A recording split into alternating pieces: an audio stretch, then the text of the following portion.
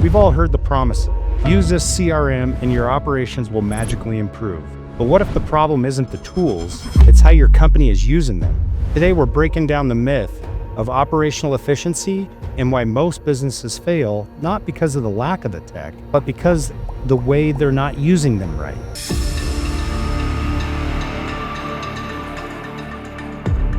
Hey everybody, welcome back to episode 35 of Never in Reverse. I am your host, Jeremy Axel, and I got the man, Douglas Cox, West Coast. What's up, My Doug? full name, you call me by my full name. Oh, Douglas Cox. A deep level of respect for you, young man. Thank you. Doug is aging like fine wine over there. Whatever. Stop. We're not getting on that hair Oh, buddy. age topic. We've covered that enough. Buddy. Yeah. You're like fine wine, bud. It's all right. I know. Well, just trying to stay a fine wine. That's the hard part. Your wife says he just gets more handsome every day. Yeah, I'm sure. Yeah. My kids love to tease me about my bald spot all the time, but man, some things are out of your control. Are you ready for, the change in the fall? Whew. I know, it's just hard to believe. I'm kind of bummed. I just, I love the sun. I love the fall here too, but the summer and playing and the camping trips and fishing, boating, and all the stuff you guys been doing. Yeah, all the fun stuff. And it's like a chapter closed, Yeah. in a good book. But it's, no, I think we made the most of it this summer, which I'm, there's no regrets looking back on it. We had a very, very fun and exciting, summer. I know my wife's ready for the kids to go back to school, but yeah, you get that. My kids are back in school, but, same with us, man. We typically, I was just talking to my wife, we kind of have some annual traditions that we're trying to get implemented. And so one of them is we like to go to Estes Park for a weekend during the fall. And so we're like, hey, let's go, because all the elk come down, man. The leaves start changing. Cool. Yeah, winter's not moved in yet, but it just starts getting this sweater. I call it sweater weather. I don't know if you remember that from Minnesota, man. There's something about that where the fall orchards and pumpkins.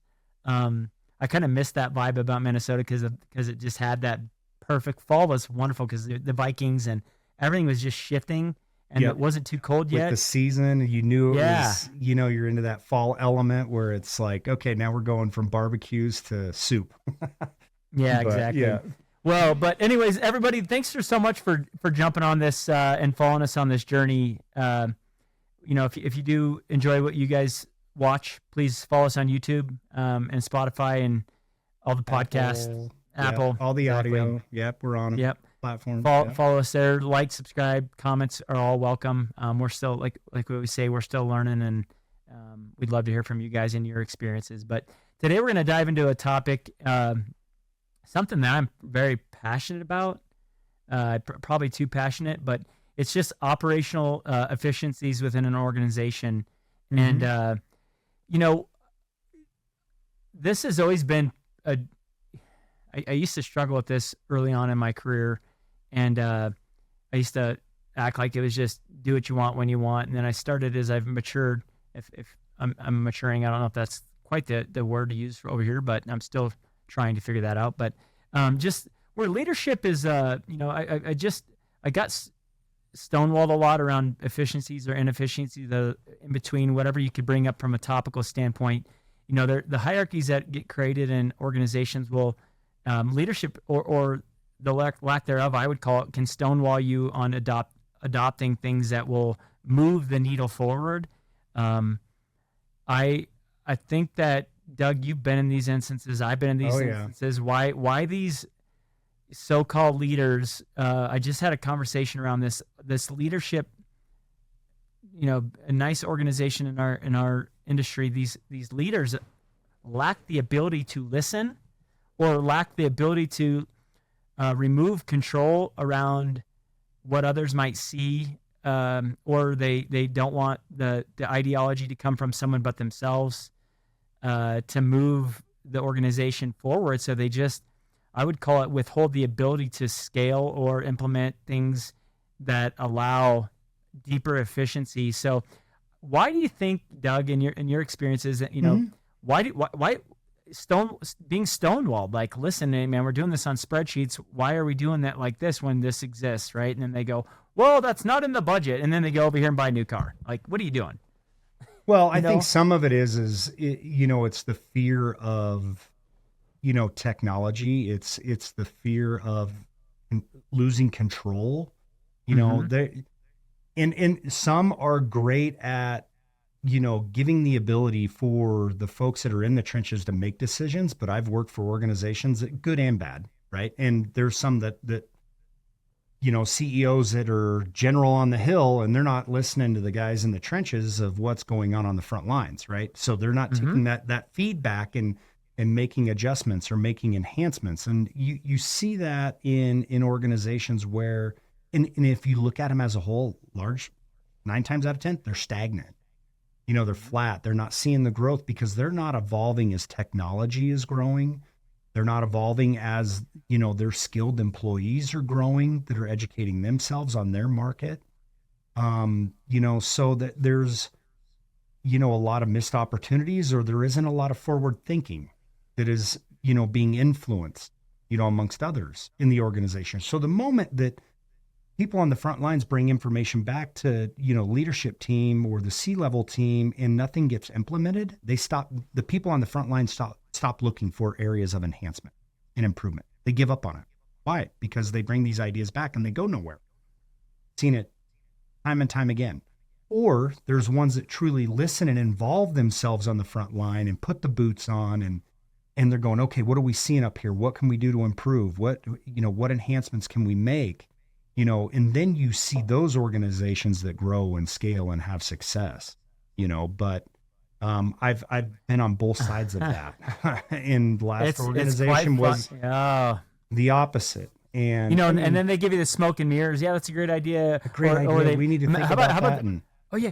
And so young entrepreneurs, as you guys are starting to grow and lead a team or wherever you're at in your journey, I think that's a very clear example around where an organization is going, is the ability to, you can't jump at everything. You can't shift on everything, but make educated you can make decisions. Yeah, you got to make. Yeah, you got to, but you also have to look at long-term structure. How does it, how do we manage that today? Is it going to handle our growth in 5 years, and try to make the most consistent, educated, and what I do typically when I'm making this decision is give me 5 people that are doing X amount. If that's our goal, I want to talk to those people, because if they're using your tool at that scale, then I can do that at that scale. Right. So project and then do your research as much as you can. I've made some horrible non-research decisions based off of great marketing or what I was told.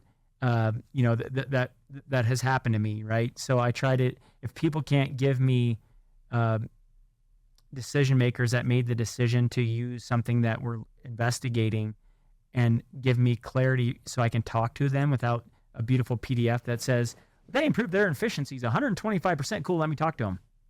Let me talk to the person that bought that from you to see how that occurred, right? I want to hear how they bridged that gap. Yeah, exactly. Was it your tool? Was it just maybe some adjustments that they made plus your tool, or vice versa? But I think the stonewalling, though, back to that, is like the fear of this, the leadership flow around the inability to not make decisions for fear. There might be insecure that they don't understand. So there's a lot of withholds inside of them that are occurring that they probably are on their subconscious mind or whatever's happening. They're not capable. Yeah, they're not capable of. Maybe it's not my idea, so it's not a good idea. I've had that leadership. Yep. I've had. It's not in the budget, but we've already exceeded the budget. I've had that leadership. I've had, that we have already made this investment, but that you look back and that investment's 8 to 10 years old. I had a guy tell me one time, literally, I was trying to restructure his entire brand, and he says, we already have brochures. Okay. I said, oh, okay, great. Where they at? He gave it to me. Guess what year it was printed in? Oh God. Who knows? Early 90s. Huh? 90s? Which decade? No, this is in 2000, mid 2010. No, which decade were they printed in? 80s. Oh shoot. Yeah. I said, buddy, they don't even make the paper that was printed on. No. I said, those trees have come and gone. Yeah. Yeah. But my point to you is, like, he literally, I go, you want me to hand this? And so that goes back to the thing that I always say is, like, these guys that do that, their ego gets in the way. You go in the parking lot and you typically see what? Oh, they're driving a brand new car. Or, Why? I mean, they've Why? got Why? the latest Why? and greatest phone in their hand. Why? Well, it's just, it goes with their ego. It goes with the persona. No, but and it's the advancing, perception. better technology, Yeah, yeah. drives better And- gas mileage, smoother ride, better speakers. But yet we don't want to do that internally here. Yeah. So they drive a brand new car to and from work in the same house they've been driving to and from. So their business has been in the same building in the same, let's say, the same period of time. They're buying a new car to get there and back, and they won't put a new car inside to get there and back inside their process. And I'm like, dude, there's a disconnect. And I did that to that guy. I go, man, you got a new car. I see it out front, but your lack of ability to scale Your investment here. investments in here to get that car, because this is the engine that fuels that. You're separating. I can't follow that because I felt like it wasn't a strong leadership position, right? Strong leaders breed strong people that breed strong decision makers. I think that weak leaders that do weak things, they're resistant to change. They're scared of the what if moments.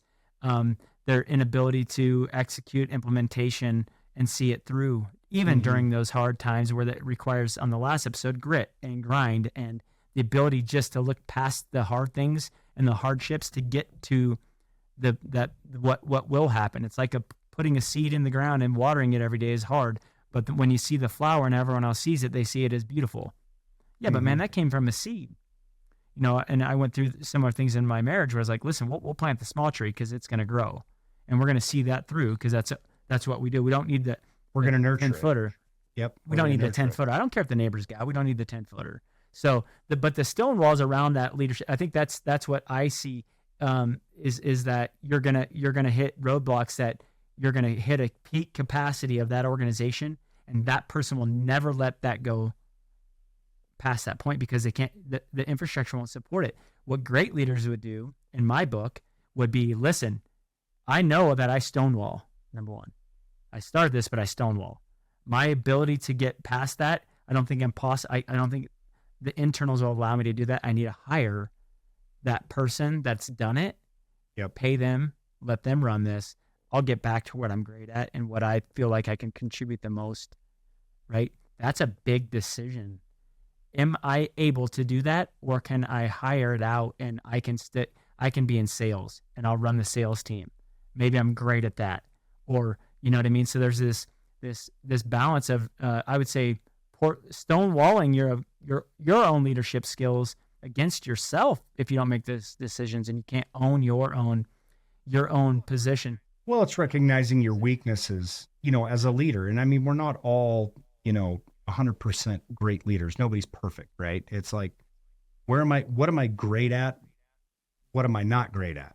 And what supporting elements in these areas where I know there needs to be improvement, can I grow and become more efficient in these areas? Or do I need to help somebody bridge and fulfill these gaps for the better good of the organization? And I've worked for, a few CEOs and people in position that they were comfortable in this element that they were in, and they didn't see what continued investment in additional energy, how it would benefit an organization. So they stayed in this place, right? They stayed in this place. Well, next thing you know, you create this culture of staying in this place.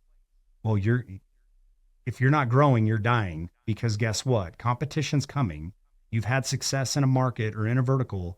Now you're going to have others that are going to come into this space, and they're going to be more aggressive, and you're going to die by attrition because you're just stuck in this place. How about this one? How about this one as a sales guy? I love this one. You're sitting in this moment, right? You got a underperforming computer, wired mouse, and an archaic phone system back in the day, right?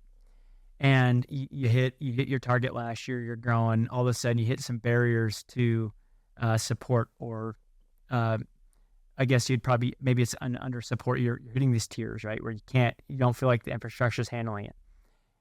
And you're doing your annual review. What's the first thing that they ask you?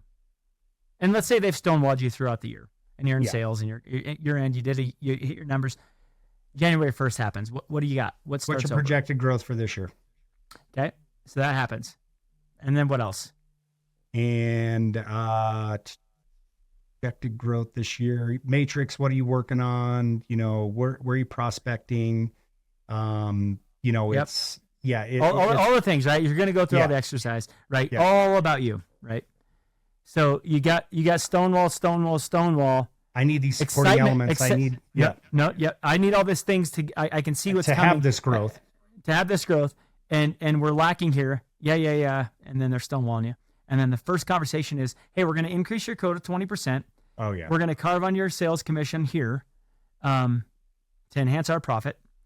And any questions in your territory shrunk, and we're going to bring in another sales guy.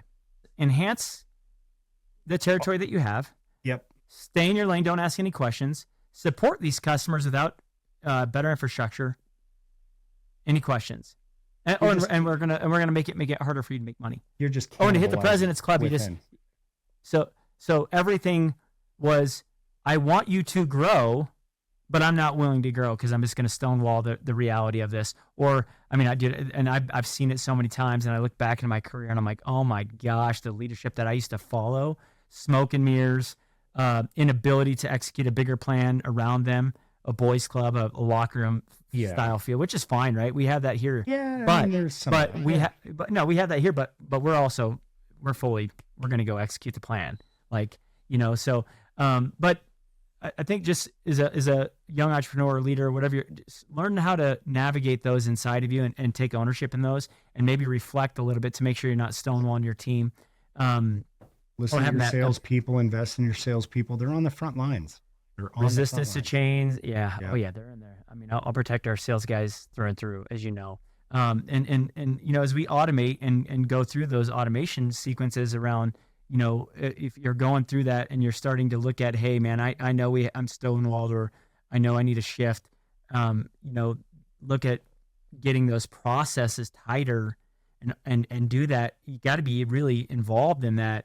Mm-hmm. So as you automate those processes and systems, you're not, you don't want to automate humans outside of being non-human, but create processes that can allow repeated systems that can scale to support the greater good of the customer at scale, right? Like, don't just put Band-Aids on it. And that's, if you're stonewalling and putting Band-Aids on it with people, and no processes, which I've seen that proactive, plenty. Not reactive.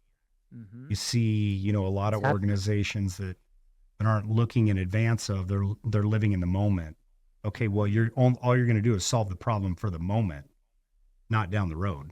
Yeah, don't just say the CRM is going to be the world solving problem, right? Like, don't bring me a CRM and that's what most people do. Oh my God, we got a CRM. I'm like, cool. What about your accounting? Yeah, where does it all connect? Where does it all integrate? Oh, we got an app over here for this, and we got an app over here for this, and this is how we do it. This guy does it on a spreadsheet, and he's got a 3-part form that we slide, and they scan, all these things, right? I hear it all. Fragmented, which means internal fragmentation means discrepancies in P&Ls on that project, which means discrepancies on the experience with the consumer. And these people don't live and breathe by the derivative of what you've done in terms of making a decision around, let's say it's Pipedrive or Salesforce or whatever you've decided to go with. That initial peak excitement, mm-hmm. and then you get into the grit, the grind. Oh my gosh, this is taking a lot of time to implement, and you don't start seeing, you get parallels. Or what I've seen is that they make a decision and then they stonewall the implementation, mm-hmm. and the ability of, now you got stonewalling of decisions against the implementation, right? So you run into decision, great, implementation resistance against maybe expressing data points and allowing people to see more transparent like, we have transparency in here, dude. My sales guys know it all. I'm like, just go. Like, I don't care. But if I withhold that, which our processes when you first started here, Doug, were disconnected and fragmented. We were fragmented, but we knew we were going to bridge some of these gaps. We knew we were going to implement things, and did it take a lot of time and a lot of energy? Yes. But was the effort worth it? At the end of the day, 100%. Yeah. What has it done for you? Oh, just freedom, the ability, do you need me? No, I don't. No. Do you need Susie? Nope. No, and I'm not waiting for somebody to do my order entry or invoice a customer. I mean, everything is, luckily, the vision that's been set here is where can we integrate and tie our data closer together to where it's connected internally from, may it be a purchase order, a raw material, to, fulfillment of a sale, to an invoice, to projections of, what I'm working on in support of customers, and transparency and tracking information, and in a number of different things. Well, it all snowballs together. You see a lot of organizations 100%. that are in this application to this application to this application, and there's no integration in between. So you can't get this information of what has ABC company historically bought, of materials time and time again. You got to go and ask somebody for that information. So now you're out of the seat and you're focused on this, and there's these disconnects, right? Well, you see that in a lot of organizations, from, the use of a CRM to their data management software, to the way they invoice, the way they do accounting practices, a number of different things. It's fragmented. Well, then you have people in the seats that manage these, basically these broken pillars. Processes. Yeah. And I think, the thing for you, one thing I'm very critical on our team is this, the ability to think for yourself, reorganized. And, when we ask for something, if we see that there's maybe a better widget or a better way of, bringing in the data, or ways to communicate out of the database, and these ideas, they listen, and we vet a few things first before we're just quick to make a move. Because we got to think bigger picture. How does it impact us all? Not just the benefit for me, but what's the global picture look? Yeah. And I think the workflows and the automation, I think there's something I always try to do, is like automate me out of the job where I'm currently at, right? Like I always think that way, because if I automate me out of that job and we grow, I'll be in a new position of where we're going. And that role of where I once played is now fulfilled. It's a weird way to think. It's not automating me truly out of a job. It's automating me to scale, because I can always now level up my game, your game, Ben's game, because where we're at today will not be where we're at next year as a person, because as we level up, that person that once was is now gone, and now we've fulfilled that, right? Like those systems and way we handle our processes, and we lean that consumer closer together with where we're heading. Those systems allow us to become the best version of ourselves, which will always change. So humanity will always exist. It's just going to do it at a scale with it's becoming one-to-one against yourself, instead of adding layers in that now fragment systems. We're going to bring you and me to this highest level of us, because once we were this year is now automated, and we will go higher as a unit. And that is my belief, is like, we're not going to ever tie out people, but we are going to tie out the waste. Jeremy, a lot of that is to where we can get back to the personable side of business. Yes, right. Exactly. To not have these things that are holding us down, and the ease of putting a quote together. And simple as that. We have it right now. We're in that moment, Doug. And here, let's be vulnerable. Like, we're not perfect, guys. Like, this is the reality of what you see on social media and all this stuff. Oh, look at me, man. I'm hitting 100 million. Dude, 100 million? Brother, there's 100 million to pain inside of that. Oh, it's just 3 systems, and here's a spreadsheet of how I got there. No. Yeah. No, you're still managing systems. There's a ton of automation. The grit to get that automation in place. The cost to get that is the 100 million sounds great and looks good. The lead in, I call it that, the lead in, the trigger of what, hey, let me capture this audience. Let's get real on the truth around, I don't care if you're starting at zero and you have this system, you still got to hit the revenue to get to that system and implement the team to get there. So I that's one thing about, like, the lead-ins on these forums and all these things that have come. I'm like, oh, cool. You're gonna tell me you're doing 100 million. I know what it looks like on my end, and here it's probably different than that guy's revenue and how he got there. But I'm gonna tell you that Revenue it wasn't great, but what's overnight. the It wasn't profit? overnight. Yeah, exactly. Well, not even that. It wasn't as easy as it is. It's easy to sit on the king on the hill and say, look at me over here doing this. You guys want to follow me? Let me give you a couple lead-ins saying I do 100 million. Now let's step back and let's get down to the grassroots of where you're at, and I'll show you how I built it, and the reality of what that looked like. Like if you think it's going to be flip it on and it just happens, that the shift of that is incorrect. But back to this, Doug, is like I allow the humanity inside of our organization to think on their feet for themselves and make critical decisions for themselves that are in the betterment of where we are going as a unit. So we go together. We don't want people going on their own direction thinking that it's in alignment. We've done a pretty good job of that. Our systems force us to stay in alignment. Yeah. There was a lot of critical thinking of data management, organization of the data, and how we utilize and leverage data within our systems to where it creates structure, it creates rules, it creates workflows, right? So you can't steer off the rails, in our processes. Now, are there still gaps in our processes that we're recognizing? Yes, and we're trying to bridge those gaps, but still it's keeping us on the rails.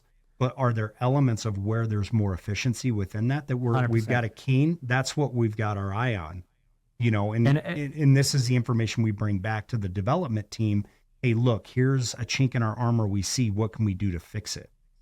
And we're not waiting if it's like a singulated. No, and I think that goes down to like the hidden cost. That gives us the costs. ability to make those decisions without running something up the chain of command that's going to take 6 months to implement, or a year, or never. Yeah, and I think the hidden costs that go into this stuff that I've seen all too many times, like how many people you got on your team? Oh, I got 100. Cool. What do those 100 do?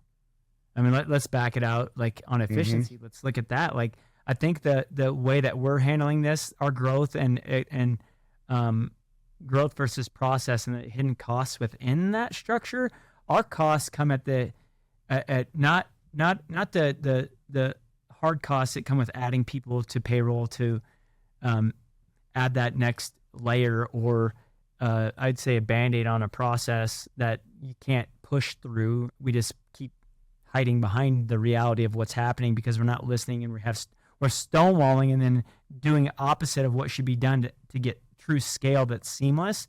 They put people in there.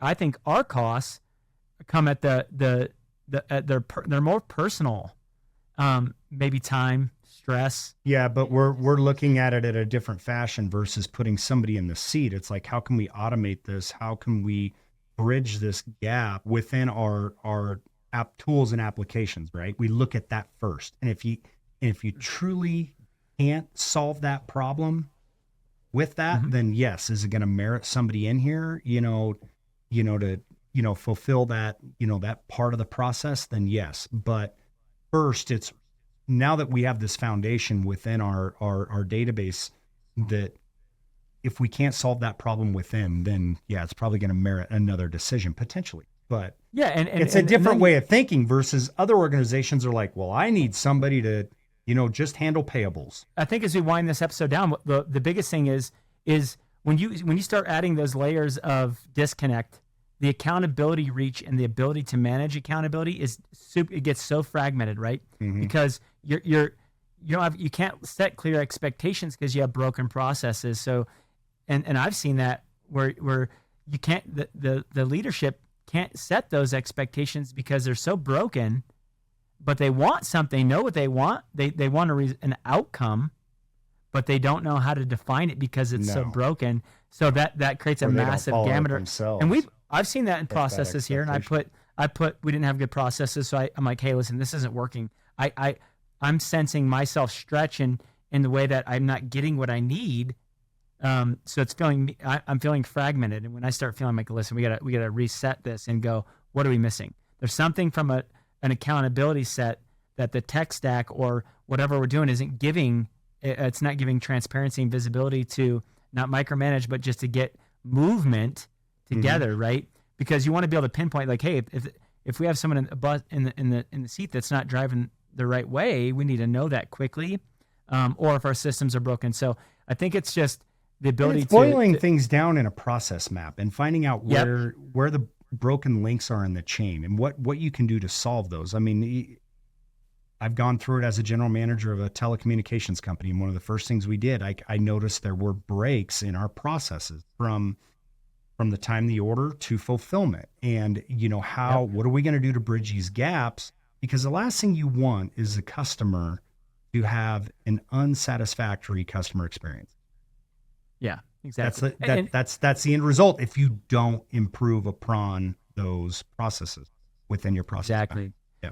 But yeah, guys, no, thank you so much. We're going to wind this episode down, and we appreciate you guys diving in with us. And if you guys have any operational efficiency nightmares that you're experiencing today or Stonewall, we'd love to hear from you guys. Successes. Yeah, let's hear it all, man. We want to know the good, bad, and different. What have you done to improve your efficiencies and done it in a way that you're not adding this burden or traditional, disconnected accountability. Love to hear it. Exactly. So in the meantime, guys, I'm your host, Jeremy Axel, co-host Doug Cox. Thanks for following us on Never in Reverse. You can subscribe on YouTube, Spotify, Facebook, Instagram, we're everywhere. So social media platforms, we're on them all. Yep. Yeah, message us, guys. We'd love to hear from you guys. And until next episode, guys, we appreciate your time and look forward to having you guys on this journey. Appreciate it. Thanks. Take care.